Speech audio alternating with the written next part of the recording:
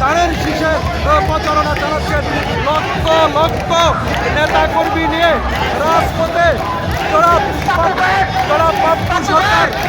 পাপ্পু সরকার আপনার এই মুহূর্তে রাজপথে পাপ্পু সরকার একটাই স্লোগান 12 তারিখ সারাদিন রনি ভাইকে ধানের শীষে মুর্শিদ জনাব পাপ্পু সরকার একজন যুগ্ম গাজীপুর মহানগর